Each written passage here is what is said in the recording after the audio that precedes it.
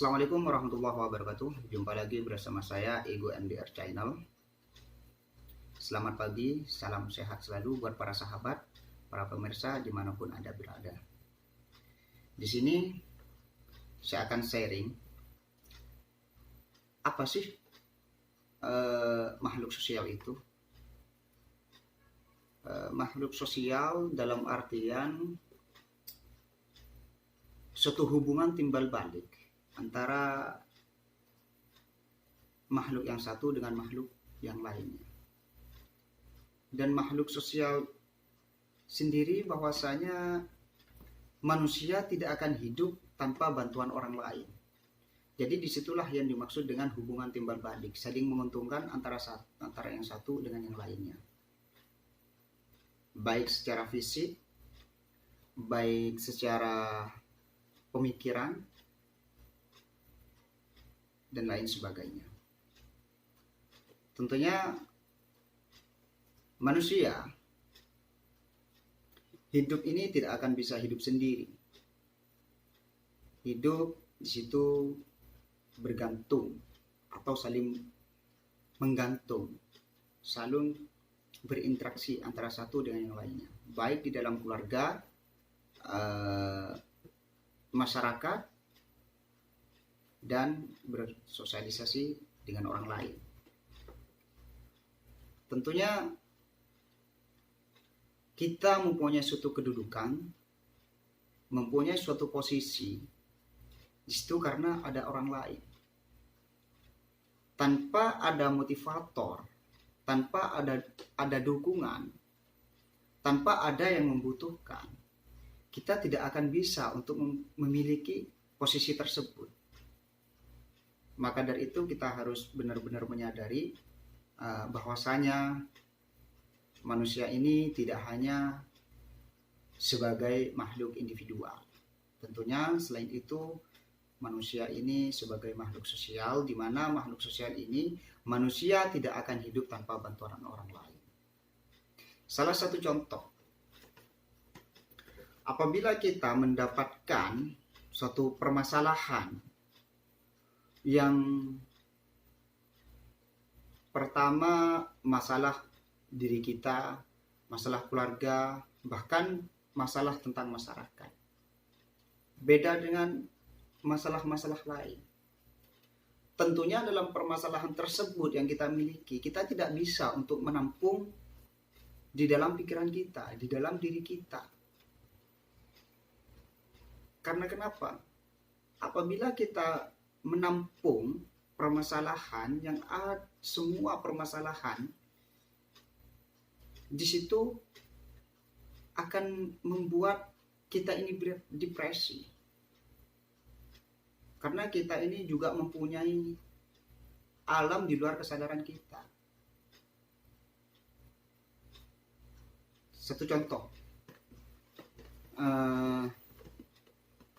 ada satu gelas dan sebotol air, di mana sebotol air ini lebih besar dibandingkan gelas ini, sehingga di dalam botol air ini tersimpan air dan dituangkan ke gelas ini dan terus dituangkan secara paksa, ini akan meluap. Karena kenapa? Wadah sebotol air ini lebih besar dibandingkan gelas ini, sehingga apabila kita paksakan, ini akan meluap. Nah, seperti ini. Sama halnya dengan pemikiran kita. Pemikiran kita ini juga terbatas. Kemampuan kita ini juga terbatas. Apabila kita menampung semua masalah yang ada pada diri kita, kita akan mengalami suatu depresi, stres, bahkan bisa berakibat fatal. Seperti itu para sahabat ya. Nah, jadi apabila kita ambil kesimpulan, manusia itu ada suatu keterkaitan, ada suatu hubungan timbal balik, di mana hubungan timbal balik ini saling menguntungkan. Salah satu contoh lagi, apabila kita menghadapi permasalahan yang jelas tidak mampu apabila kita melakukan sendiri, tentunya kita membutuhkan orang lain untuk mungkin bisa menyumbangkan pikiran, menyumbangkan secara fisik. mencari solusi bagaimana cara untuk menyelesaikan masalah tersebut. Seperti itu para sahabat ya. Jadi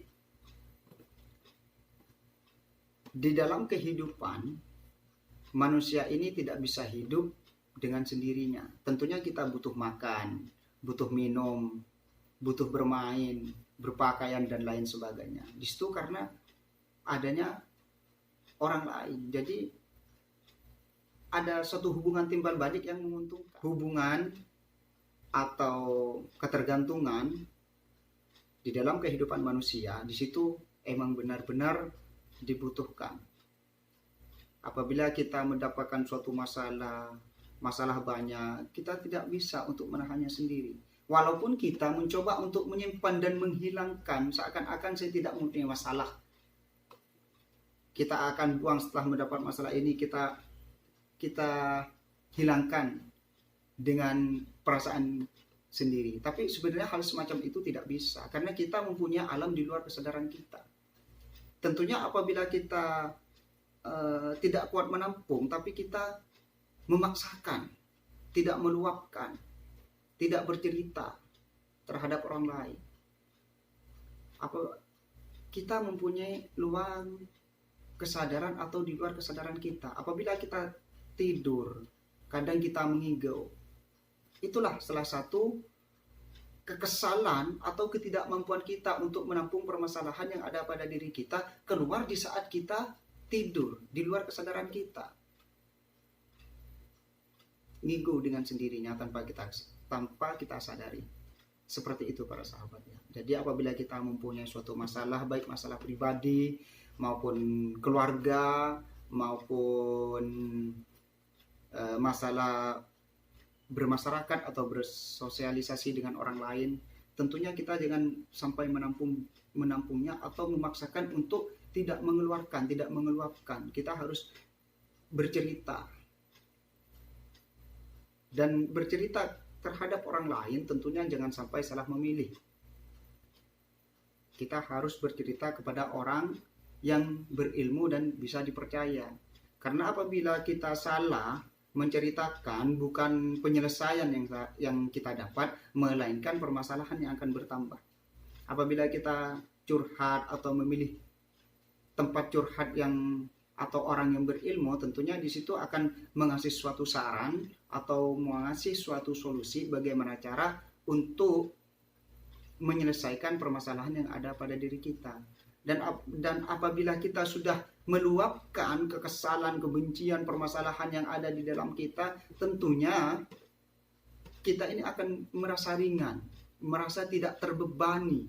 Bahkan apabila kita ingin menangis dengan permasalahan yang kita miliki, menangislah.